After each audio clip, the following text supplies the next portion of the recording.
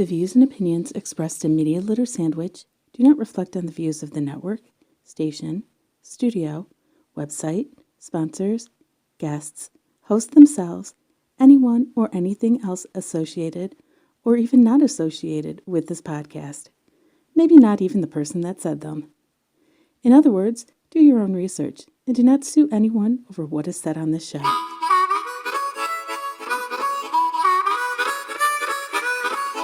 I hadn't thought that through into the interview. I didn't think of that part. Welcome to Media Litter Sandwich. I'm Toaden from Toaden.com, and of course, this is Toaden. Excuse me, I keep forgetting to actually change the name of the show just a little bit. It's Toaden's Media Litter Sandwich now. Why? Well, because I have a Patreon, and instead of doing Media Litter Sandwich, I did Toaden because I have other projects I want help with. And some people prefer the event videos. Some people like this. Let's just throw it all together, right? So you go head over to Patreon and check that out. You can be the first person to listen to the podcasts. And now if you want to be the second person, or at least, listen to it with me, go to DV Radio on Tuesday nights at 7 o'clock p.m. Eastern Time Zone. I'm in the chat room, so you can listen to the audio version, which is the first public release, and I'm in the chat room. And then, of course, then goes on the on all the podcasts and the YouTubes and this tubes and this thing over there. I don't know where it all goes. But so you're returning with us. Yeah. Go ahead and introduce yourself. Go ahead, Steve. Tell us all about yourself in 20 seconds. All right. I am Steve, the amazing, technically world famous performer of Impossible Things from out in the Detroit, Michigan area here, more or less. Little south. That's the entire thing. There is not that much to me anymore. Performer, writer, instructor. Yeah, I write books for other performers, and I do gigs for local events, and then I also find a venue and put on shows for not for myself, but for other people. I put on shows for myself. Yeah, I mean, the show is... Who else is going to listen, right? It's for me, sure, but... That's how you know you're having fun. Yeah, it's a certain thing that I want to get out, like, artistically and stuff, so I'll get a venue. I'm putting on the show myself. That's what I meant. The show is for other people to show up to. Since we're just starting right now, go ahead and give a website or something so people can look you up while you're talking. Yeah, Facebook.com/Steve the Amazing, probably the best place to reach me. Otherwise, especially for booking, if booking purposes, they're gonna charge you more for stuff, and because you're not booking directly. So, Facebook.com/Steve the Amazing. Okay, book you for what? I need a demonstration already. I'm starting off the gate saying I want a demonstration. You know what? That's a great point. Let's We'll do this. We'll get some technology involved. This way, I'll also be able to make sure that my phone is actually silenced. Mine aren't.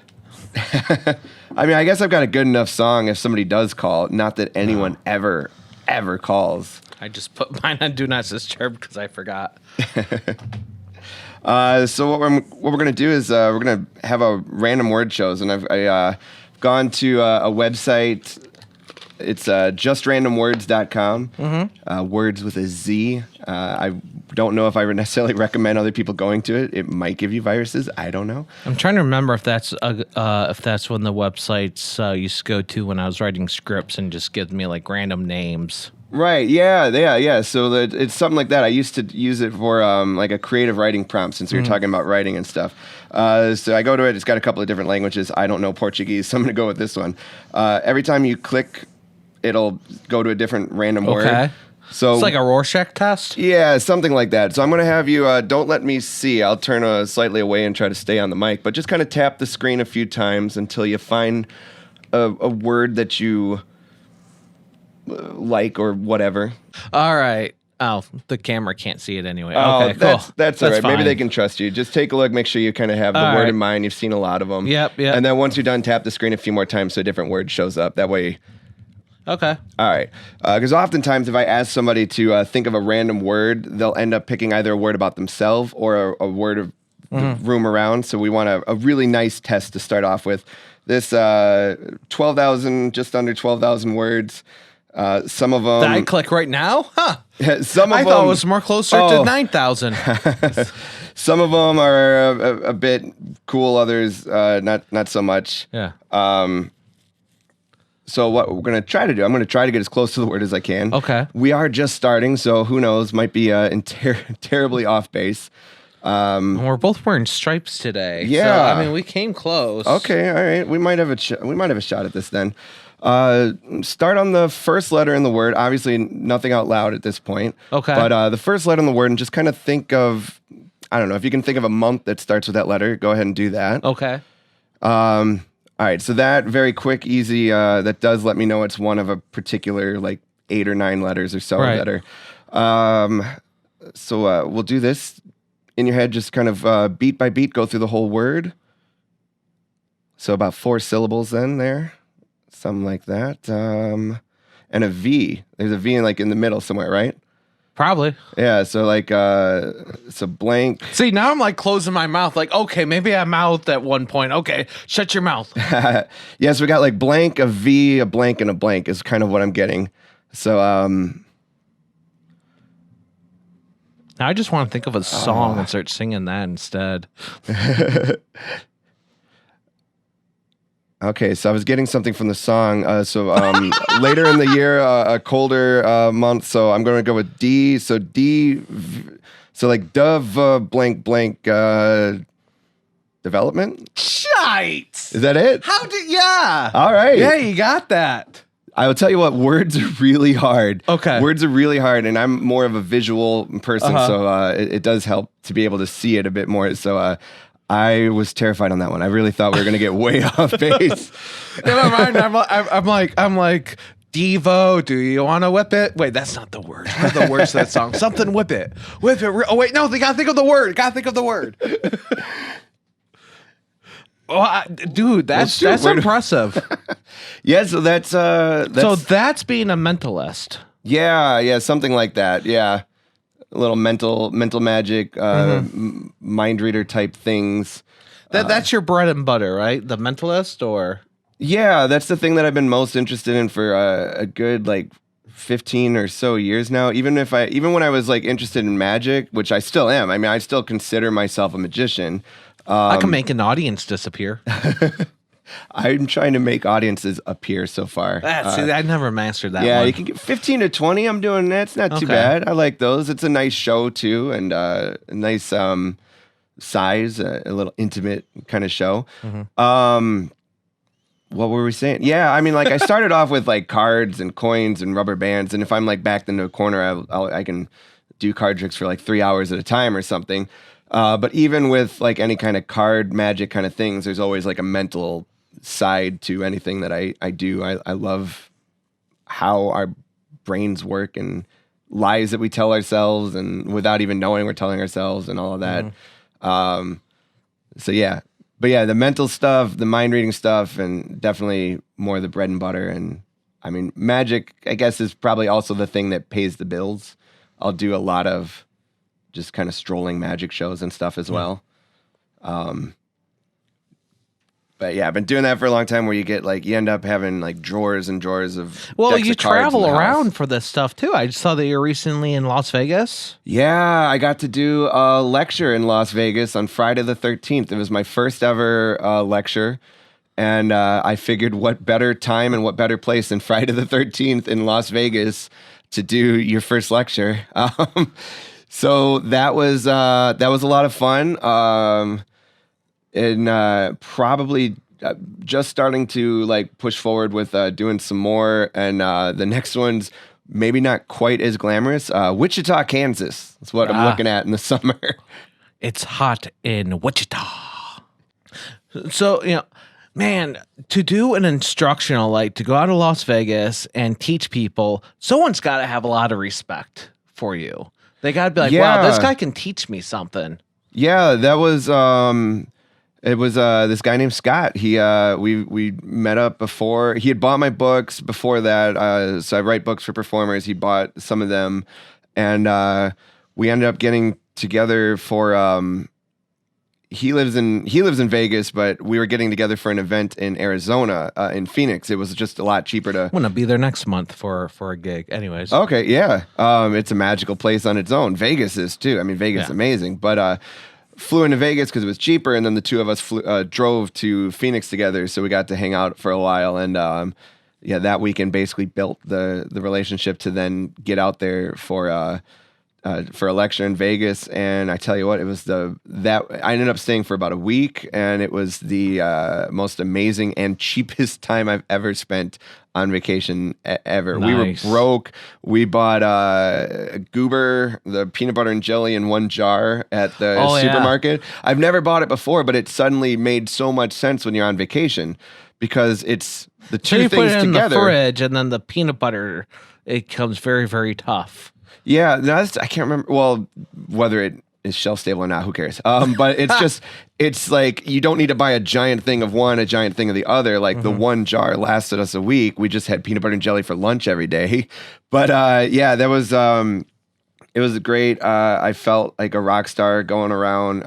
I ended up in like a pool party that had like all these other famous magicians at it, and I was just like, cool. I'm like, how in the world did this happen? We're like playing beach volleyball or pool volleyball, whatever that is. I don't know what the name of that is. Volleyball in the pool.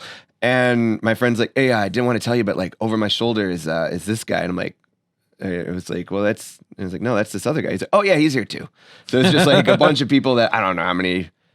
That's so cool doing that stuff for the first time. I used to go to YouTube parties and and it used to be like, oh yeah, epic rap battles. Oh yeah, that's epic rap battles over there. There's iJustine. There's Grace and a drunk kitchen person. The Holy Trinity thing. Oh, they're leaving because what's her name's ex is here too. So they're leaving now. Okay. Yeah, I was like earlier in the day, I was at, we did some like last minute, I got some free tickets for Lance Burton and Matt King. They're doing this little interview and met them after. And then like later that day, it's like we're just going to what I thought was just a pool party with his friends. But he's a pretty prominent like Vegas magician. So he's like performing all the time and he flies up to like New York and stuff. And then so I just didn't realize his friends are also like some of the most famous performers below, like they're a couple steps below like Penn and Teller. Like they don't have like the giant signs, but like they're known enough. Like it's like, I remember your Comedy Central special kind of thing. Yeah, that's always so cool. Yeah, I was like, I saw you with Joe Rogan and stuff like that. like, yeah, and this is everyone just being loose. They're like, no one was performing on the side. Like, hey, did you see this one yet? Or yeah, no. It is kind of fun when they're like, hey, I'm trying to figure, like, hey, I want to run through a trick, and can you help me out? There's a part I'm trying to figure out. Yeah, like, we had some of that stuff, like during the days and things. Like you just kind of be hanging out, and it's like tossing out ideas, or while you're driving. Like it's something that's in our heads like all the time. But doing card tricks while you're driving, it just doesn't sound safe. We weren't. You would talk the ideas out. You're like, hey, I got this crazy idea. You think this would work? I want to make a car float. You think we could do that right now? Those are the kind of things that go through. Where you just like, I heard one magician talk about making a building float, and it's like, well, that's not. But if it was, like, how would you go about that? Yeah, so it's just that is not where I wanted to start. Where was I? We're just You were at a pool party. Yeah, we had the pool party, and then also your shirt was off. And actually, true. I did not do the shirt in the pool. Like I really thought I was going to. So I'm not a mentalist. I can just no, I totally am. I'm reading your mind. Right, exactly. And no, I will not do that for $1. Go ahead, man. So you're at the pool party. Oh, well, beyond the pool party, like just like we're so with the performing, like we weren't performing at the pool party. Sure, I don't know. I had the itch to do it here and there, but I mean, it is the water itch was everywhere. in the middle of your shoulders. You couldn't quite get it. And oh no! So someone whipped the volleyball at you, and you're like, "That felt good," and then your wife looked at you like you're an idiot. My wife didn't get to stay for the second half of the trip. Yeah, she was there for the first 3 days. We did all the casino looking, and then I got like the real like 4 a.m. karaoke bar kind of feel of Vegas, where it's like I didn't see the strip again until I left. So it's like I just see it in the distance with like the Luxor light and then a couple of other little stratosphere or whatever like things up there. But yeah, my one friend, he's performing to like 4 a.m, like just at karaoke bars. He just go table to table, just like, hey, how's it going, you guys? He'd do something, then he went up and did like Eminem. What was the one where he like broke the world record for words in a rap song? I don't remember what it is. But he went and did that and nailed every single word in karaoke, and then would just go around the bar and like do tricks to everybody. So have you done that? Like, is that planned or like, hey, let's just walk around and do tricks? That's hard to say because I don't have friends. So I don't get to do that part that often. But there's been some times where, yeah, you just kind of, we have like we used to have a weekly meeting. We've all kind of gotten a little busy. These are different. These are called local lives. friends. Yeah, these are local friends. Well, the thing was we got together to kind of build each other up, and then we each like kind of got busy with doing gigs lives. And yeah, like we did it. We were doing pretty good. So got married. I knew he wouldn't get real far. Well, I tell you what, if we were off the mic, I've got some stories to tell some of my friends. They've got some interesting lives. But it's just that they're kind of personal, and I don't want to. No, don't do that. Yeah, I'm not doing that here. I want to keep what few friends I have. But yeah, you'll get sometimes where you're just kind of together, and the idea is more to kind of like create stuff, work on stuff. But then like if you notice somebody's looking, or if you're like, well, this would probably be better if you didn't know everything that I'm doing. Like you kind of jump to the next table and show something real quick. For me, it's gotten to a point where I really just perform at gigs, and I don't know. I've not done it as, I don't know if it's just kind of a getting older thing where you don't feel the need to do that as your icebreaker anymore, or what, or if it's just. No, I always thought like doing it as an icebreaker, just, meeting new people. I always thought that was more of a flirtatious tactic. That's true. You don't really have to do that anymore. I know your wife. There's no reason for you to walk around to strangers. And like you don't need that. Honestly, well, unless you're trying to get a new job and you're doing this at like some kind of networking event. Yeah, that's true. Yeah. I mean, also like during the week I host bar trivia. So hey guys, we should hire Steve. Like he doesn't know anything about IT or programming or coding or networking, but you know what? He knows this great card trick, and I'm sure he'll just be a riot around the office. Yeah, basically. Well, so the nice thing, I do run a trivia company, a local trivia company now, and so I mean that could be a thing. I could network something with that, where it's like I'm an entertainer. Let me show you a thing. And like, this is the kind of stuff that you can get every week at your bar or whatever. But that also gets me to get out any of that, because the flirtatious stuff's there. It's been buried and repressed for years because I had no idea how to get it out in high school. So the bar trivia does give me my interactions with people, and it's like there's already a thing going on. Like they already know that's Steve, the guy asking the questions. So it's like I don't feel the need to push it any further of let me now show you a trick, even though I did do it to promote like my last show, because I mean like you got 20-30 people in a room and I want to get some of them in the seat, so it makes keep sense. in mind we're talking about him going out hosting a trivia show, and then he's working the room while he's waiting for the time to start, or maybe during like the halftime. Yeah, I did a little intermission. Just I was on the mic already. I was just like, hey, who wants to see something? Like, here we go. We're going to use that stuff like table. That's great because you don't know any of these people's lives, right? And they might have a corporate party or a team outing, or definitely, or a kid's birthday. You don't know. Yeah, that's where it's also the bar appreciates because they're keeping people engaged, and they might, and if they tell other people, they might recommend you, which may give you an well, you work for yourself for your trivia. Yep. Yeah. When I was doing trivia, or when I was about to do trivia, I was working for another company. Right. So in that case, I would have been it would have been a great thing. Like, no, we really like this guy. Don't send anyone else. Exactly. Yeah. It's like, no, we don't want Dave to host. Who's Dave? Dave doesn't do Yeah, Dave's like looking at his phone between questions, and he's like, not doing magic Right, exactly. like Steve does. Freaking Steve. Yeah. Bob's Bob, Dave. No, I love Bob and Dave. they're the 5th and 6th best trivia host downriver. I was thinking IT and the D.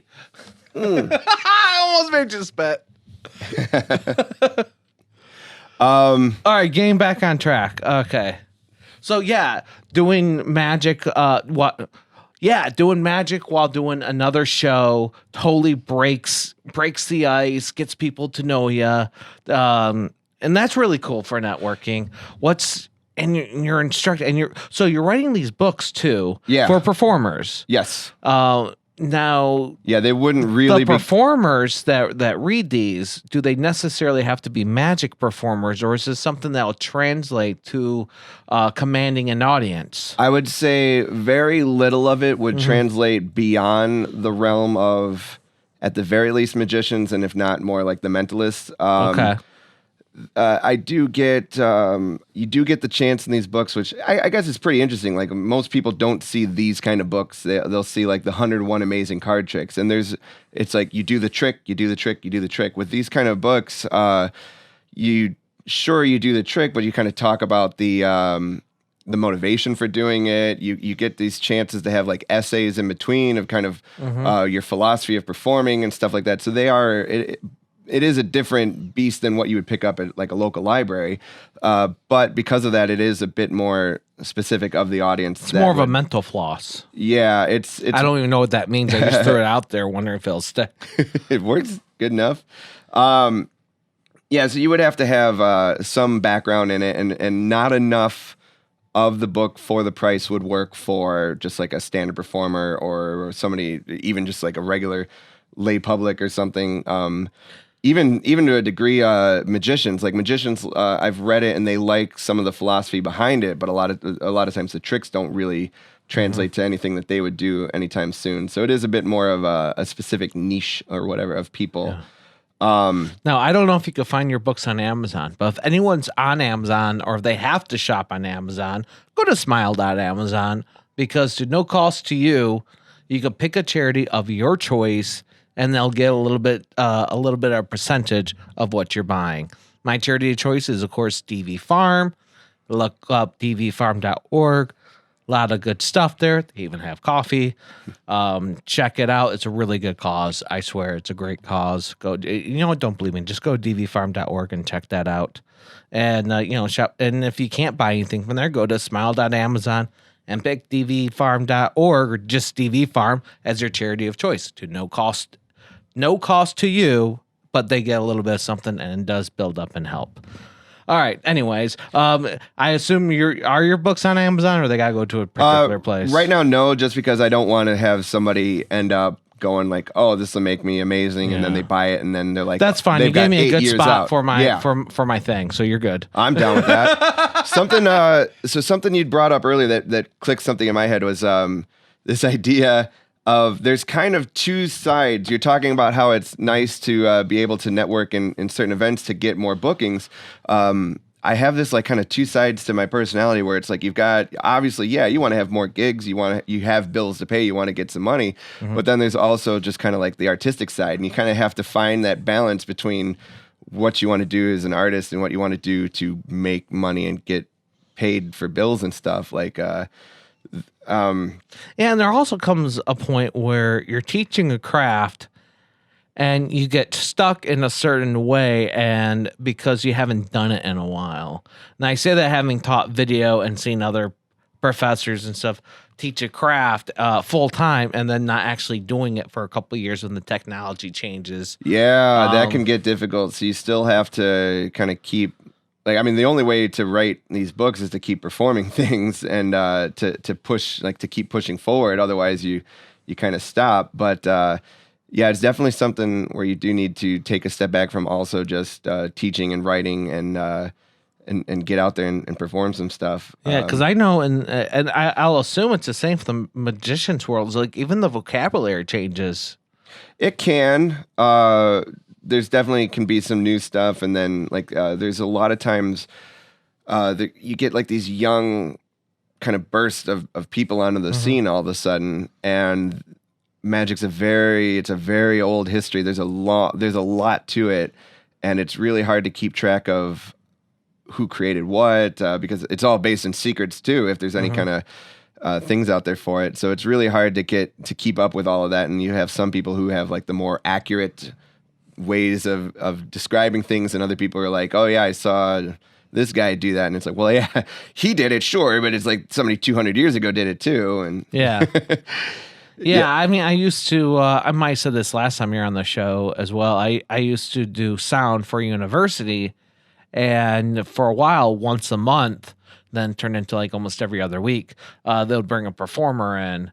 And so when it was magicians, like I was there for like 5 or 6 years, something like that. So I've seen several magicians, and I'm like, I've seen this trick before. It's slightly different, but it's essentially at its core the same trick. yeah. You know, you can't always say that about comedy because it's a little bit easier to tell if you're directly ripping someone off if you're familiar with them. With magic, sometimes like it's the same core trick, just different theatrics. I mean, you gotta have some kind of theatrics. So you gotta be acting to a point. Yeah.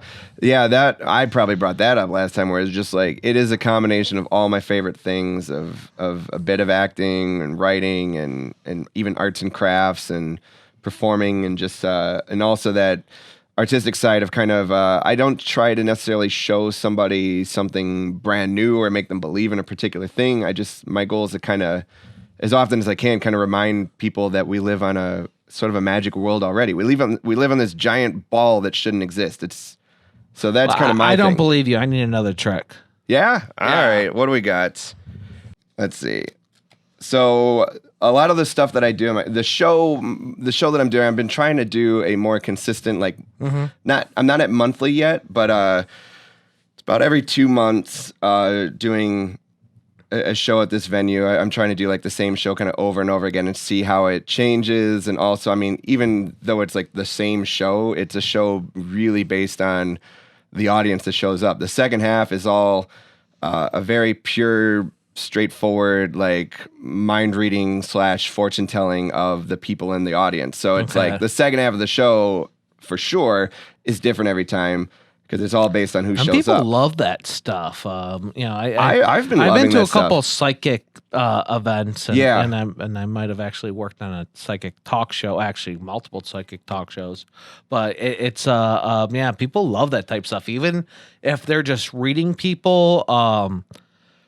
Not supernatural reading people, but just reading their actions and their faces and you and see their it with emotions. the popularity of Sherlock Holmes. You like can he's been around. Yeah, you can do some cool stuff, and people don't really care if it's supernatural or not. They're there to be entertained. Oh, The old Psychic Friends hotline, on the bottom of the screen say for entertainment purposes only. Sometimes you throw that in because I don't know how much they believe in it or not, but sometimes you throw that in just to... Some don't. Remember when my former co-host used to be a manager at one of those phone places too. I don't know why I keep meeting these people.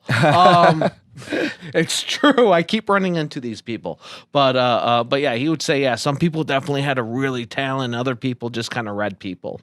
Yeah, which, I mean, we all kind of do it on our own. Like, the thing that I've found that I need to do most is, like, trusting those instincts. Like, you'll get something, and it's when you kick yourself later when you find out you were right, but you didn't say it out loud. Or another thing is spending a lot of time trying to work on actually getting the feeling that's in the back of my head that you're getting about a person and then putting it to words properly.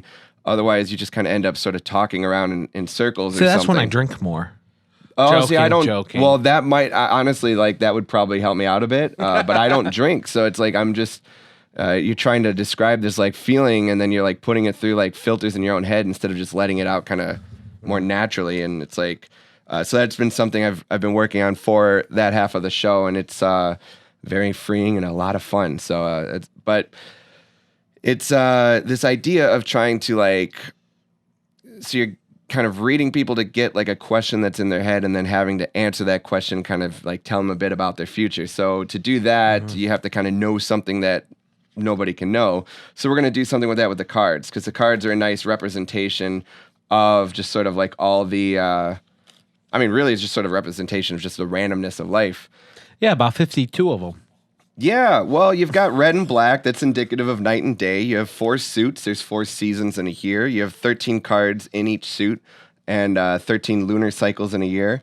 You also have 52 cards in 52 weeks. And if you were to add up the pips on the cards, that's the, for those that don't know, that's like the diamonds and each of the diamonds and the clubs and stuff. If you add up the pips, it gets to 366 with the jokers. It's the number of days in a year. Or 365 if you take away a joker. I was about to say, like, This when year- you hit leap year. Yeah, so- this year's leap year. Yeah. So, one more time, just a small chunk of cards, like 10, 12, 20, I don't know, 48, whatever you want. And Hey, this last time I don't. took that many, you got I mad. know, You told me, I hey, know. no. All right. Swatted my hand away like a, Yes. like a child stealing bubble gum. So this time it's a little different. This time I I'm want not going to Bazooka have Joe's. I'm not going to have you look at any cards. Okay. Because we want those to be like secrets that nobody knows. Okay. All right, Secret Santa. And I'm going to try to do this in as quick as a way as possible, because I do need to do it in silence, and that's not exactly good for the radio. So let's see. Do, do, do, do, do, do. Okay, I got one idea. So, anyways, let me see. What can I push? Hey, go on DV Radio and you can check out. Hey, they got a store now. Hey, did you know that DV Radio's got a store? You should totally check it out. They got some fun stuff over there. You know who else has a store? Not me, but if you would like me to have a store, leave some comments and stuff like that. Maybe go over to Patreon and I can get you something over there. You can check out the tiers over there. If I can at least get a little bit of money, I could start a store. I have these bandanas I wear all the time. I get another set of bandanas. Or I could do something else. Maybe I'll get a t-shirt with may the algorithms be in your favor. All right, Jim Carrey, gosh. what you got? All right, I changed my mind at last second. All right, I wrote down a few numbers. They may they may not work out immediately to what a deck of cards would you'd expect, but I'm hoping. I've got the number 7 here. I'm hoping there's 7 cards in your hand. I think that's probably right. 1, 2, 3, 4, 5, 6, 7. Hey, 7. look All at right, that. and I'm thinking. I've got the number 3 here. I was hoping that's the number of black cards. So we have 1, 2, 3 of those. The next one's a little weird. So the first number was 7. That was the number of cards I got. Next number is 3. That was the number of black cards. And 27. The next number, 27, I mentioned all the different pips. Mm-hmm. I'm hoping this is right. I think there's 27. So we have the 2 of hearts. That's 2 pips. Here we have, add the 7 to that. That's a 9. Add the 4 is a 13. Add the 6 is 19. Add the 4, 23. Add that, 24, 25, 26. Ace of By spades pips, is 1. you mean sharp points in the middle of the card. So we're not counting like the edges or... Yeah, just well, counting- it's like a 4 of hearts has 4 pips. because that's where the 2 come in that sharp little stabbing heart thing. Yeah, so that here, that's... Ah, see, some of you probably never thought of a heart as a knife or a stabbing object before. Ha, see? Now you guys are thinking of something. Don't think of that. That's illegal. This might be the easiest way to represent it. So we have 10 there, that's 20, 24, 26, ace being 1, 27. And the Jim Carrey reference was because Jim Carrey was in a movie called 27. That's why I called him that. He's in a movie called 27? I want to say it was a 20 You're something. talking about the some kind of number numbers. 23. Oh, I was 4 off. Yeah, but it's like... it's 20. Hey, you know what? I was wrong. Yeah, Well, I did read, I'm going to leave that one. I'm going to leave the rules of 9s alone here. So I was wrong. Yeah, I was like, with the number 23, it's this weird thing of like the number 23 just kind of like working out in multiple places in life. 27's more powerful than 23 anyway. Well, 27 was right. That's all I care about. Yeah. Yeah, like if you were to add up, some people like add up the digits in their or the number of letters in their name, and it would equal 23. Or if you start looking for it, you'd see it on like addresses and license plates and stuff. But then again, all I need to do is wait a couple seconds. I see 23 on the timer, so I guess Yeah, like it doesn't work for me. Plenty of 23s here. Doesn't work for me because like you add up the letters in my name and it's just 19. I'm So not that going to doesn't think work. that hard about the. Right, exactly. It's okay. I got a number 3 number pencil somewhere. Really? No. Oh, You're so disappointed. I am. It's like I don't even have a. I don't have a pencil. I got a pen. Stole it from the hotel down the street. That's not cool. Don't steal pens from that hotel. Try steal pen from here at the wonderful Foundation Hotel. We are recording at Foundation Studio at the Foundation Hotel, which is right across the street from the TCF Center. They used to be Kobo. So, yeah, we're downtown Detroit. Oh yeah, that's What? going to be Kobo for another 12 years. Like you know Yeah. that. Like 1996 is still like 3 years ago. My too. girlfriend doesn't even live in Michigan, and she refuses to call it anything else than Kobo. Yeah. Plus, Then again, I feel like once she refuses to call DTE any DTE either, she still calls that Pine Knob, and she's never even been there when it was Pine Knob. At least I don't think she has. yeah, that was the thing. I was never there when it was Pine Knob, and And now you call it Pine Knob. I too. just call it DT because I've been there for DT, and Yeah. I forgot like there was a disconnect there, and I have to go to DT, and it's like, oh wait, where's Pine Knob? I've heard of Pine Knob, and it's like, no, that's DT. Oh, okay. Okay. Let me rephrase the question. Yeah. Tell me a story that you couldn't believe tell me a story that not only made the audience smile but made you smile. There was a show I did actually just down Woodward here. Is that the David Scott? It's a hotel like Woodward and like Grand Circus, like right there, and it's like floor to ceiling marble just everywhere. So that's not the Shinola. No, it's the Aloft Hotel or whatever. yeah. But I can't remember That's the it. actual name of the building. If it's the David Scott building, No, it's not David Scott. All No, right. Alof is right across the street from Grand Circus. Right. And just doing a show there for, I don't know, company Christmas party, I think it was. And after the show, like some people had asked, oh, you did this thing of like guessing somebody's birthday or something. Like, can you guess mine? And you never quite know how those situations are going to go. It's a little easier when you're on stage and stuff and you have like some stuff going. There was 2 of them, so I'll kind of like let my thought process going. All right, I have 2 people here. I'm going to throw out the numbers that feel right to me and hope that they connect to one or the other, or both of them, and kind of work around that. I throw out 2 numbers. It was the girl's birthday of like asking me to guess her birthday. So there's things like that happen pretty often enough that like kind of keep you excited and invested, and just, I don't know, like those kind of moments are so much fun for me. But yeah, that was one. Yeah, I had someone guess my birthday on the show a while ago. Oh, that's right. She carded me. That's how she guessed my birthday. How did you? Dude, who cards the host of a show when they're on the show? She didn't believe me that we had the same birthday. Okay. Anyways.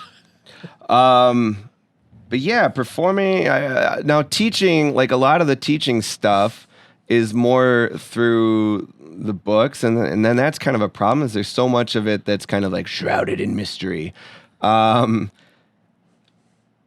show-wise, I mean, You keep bringing up shrouded in mystery. I gotta know. Okay. I know. So how do you know when a fellow magician is up to a certain level where you can talk to him like eye to eye on the same thing? So when there was 3 of us that just like got together for some event that was nearby, and that was like my first time really going out and hanging out with other magicians. Mm-hmm. The 3 of us then started the group that's now been Too Busy. We had our own lives.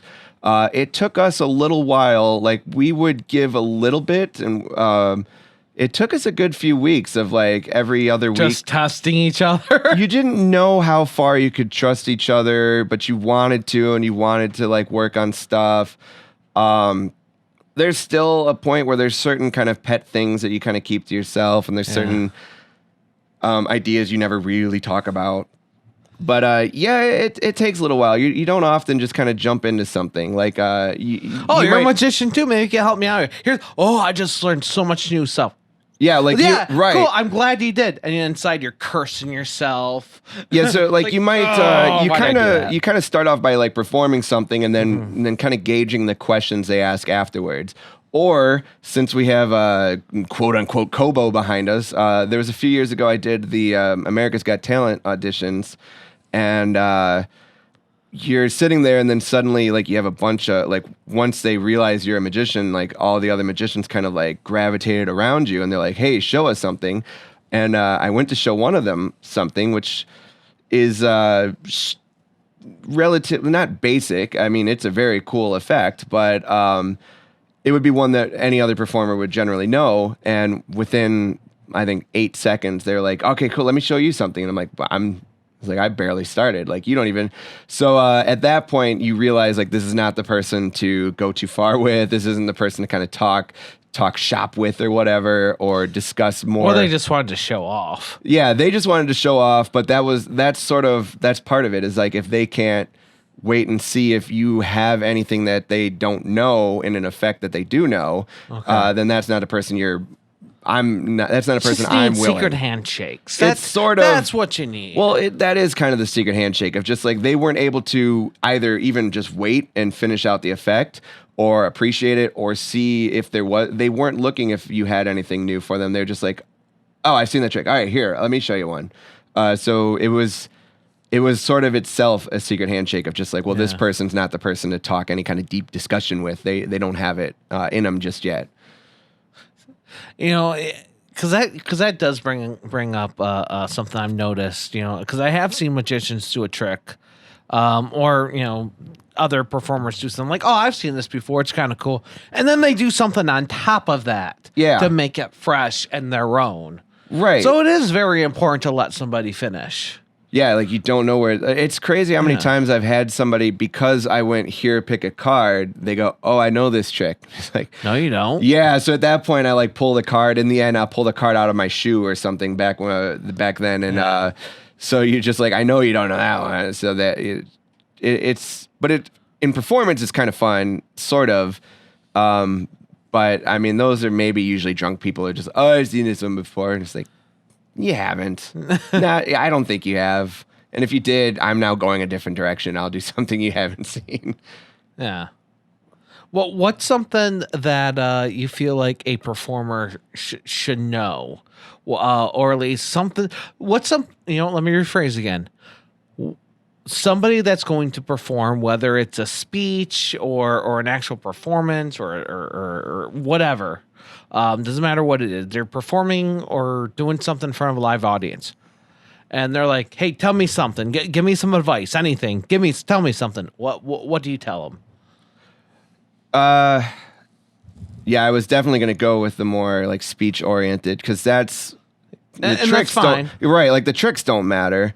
It's really coming down to making sure that you're getting some of yourself out there, so that not so that you're like preaching about yourself or like your message or anything, but it really comes down to just kind of that human to human interaction. Like if they like you, they'll like what you do, kind of thing. All right, I'm going on stage. Tell me something. Anything. I'm going on stage. What is it? Tell me something. Going on stage, make sure to, in any way that you can, try to like see everybody in the audience. Like you're only going to be able to see certain groups of them at a time. Bye. Yeah. See, yeah. Someone said that to me once. I was a stage manager. I'm like, oh my God, I'm nervous. Tell me something. I'm like, your zip up your zipper. Your fly's undone. There you go. And they're like, wait, what? God damn! Oh shit! And they run out. You'll knock 'em dead, Tiger. Don't trip. The tile is loose over there. Yeah. Wait, what? Don't tell me that. It's like, oh yeah, I noticed something. What was it? What? Oh, 3 seconds. You got to go. Yeah. just murder them right before they get on stage. Did you fart? Wait, what? You're mean. Which? Yeah, you missed a button. Nope. Just go.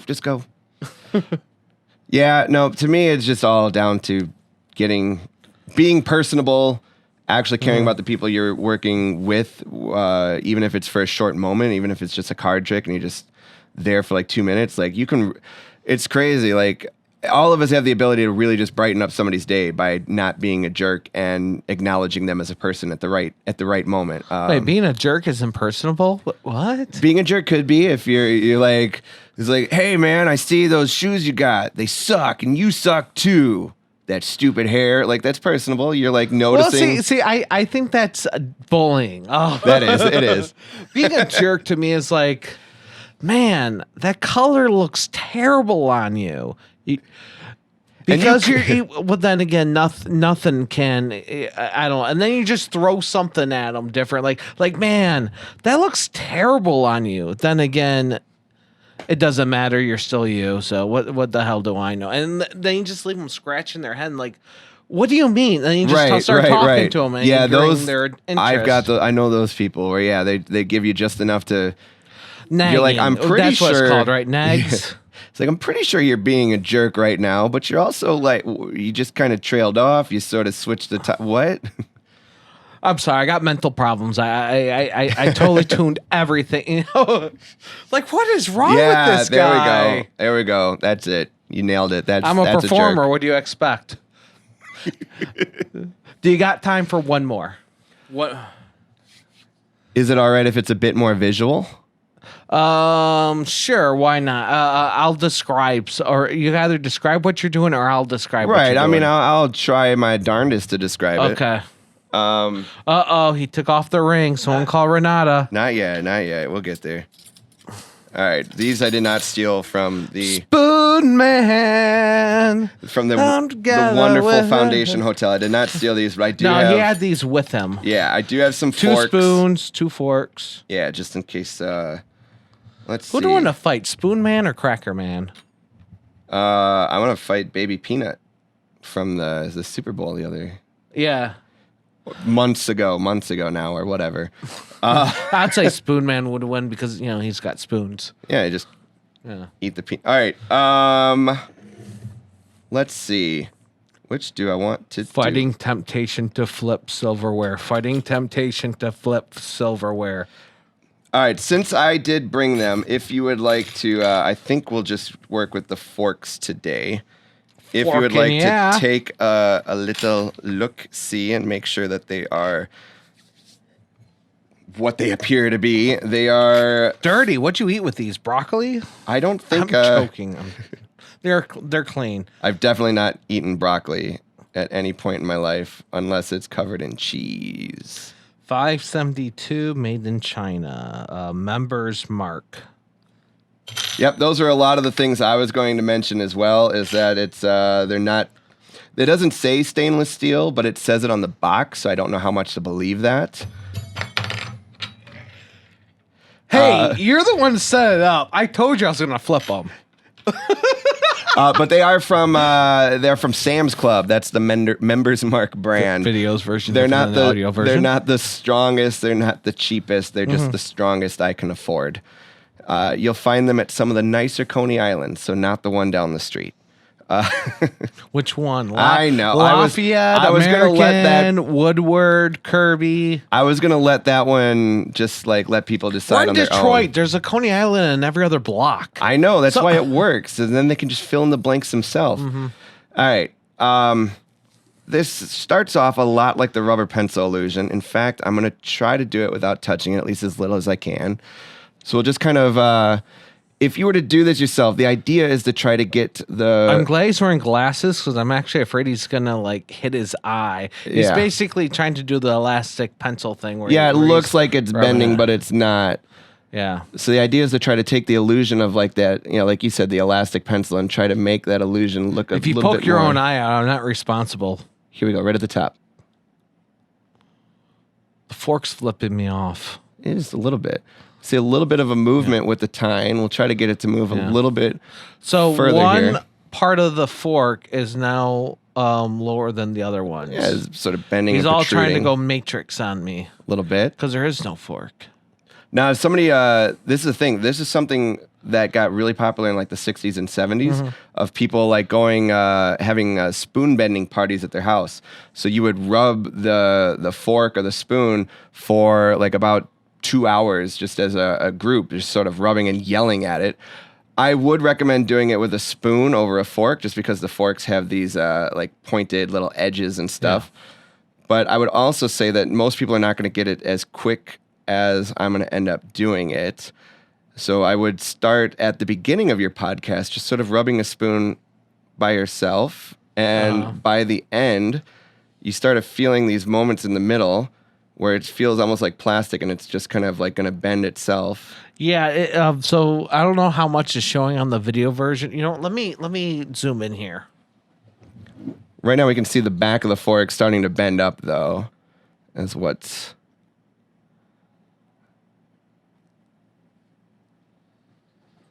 Okay, so video version, though, you no longer going to be suffering by seeing my face. It's actually zoomed in on this fork. He's rubbing the back, and the back is... It really is lifting up, though, right? It's being stimulated, yes.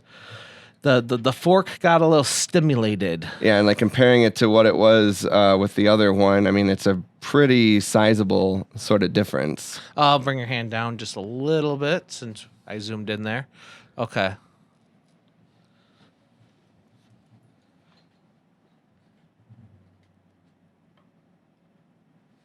It's not something I normally, now that I think of it, not something I normally even do on video too much. I don't, I save it for kind of special times. I'm special. Yeah. All right. Well, anything else you'd like to mention or say? Well, I don't know how close this is coming out, but we'll have, I have a show in Southgate. It's Friday, March 13th, and we're looking to, I mentioned earlier, have the show done more consistently. So I do believe another one will be happening in May. It's just that we don't have the date for that yet. You can keep an eye on stevetheamazing.eventbrite.com, and that'll always have my most recent shows and ticket sales and everything available. And I think that's just about it for that. And if someone was interested in your books, where would you tell them to go? I would probably just tell them to send me a message at facebook.com/SteveTheAmazing, just so that it's... They have to include the secret handshake, don't they? Yeah, the secret handshake's like $50 or something, I think. That'll get you pretty far. We're talking to like dysfunctional veterans. They don't have $50. They don't have my book then.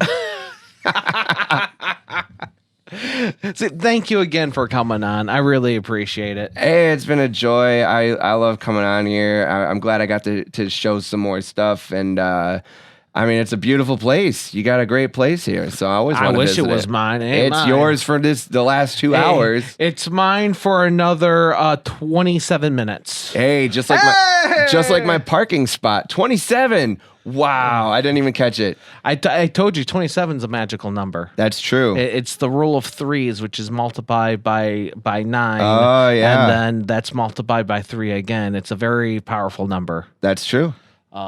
Anyways, thank you for listening. Thank you for watching. Hope you enjoyed our discussion. And may the algorithms be in your favor. And you could also join like the Patreon and like leave comments and thumbs up and all that good stuff. Yeah, and let me know if any of your spoons bend out there. That'd be great. Spoon Man.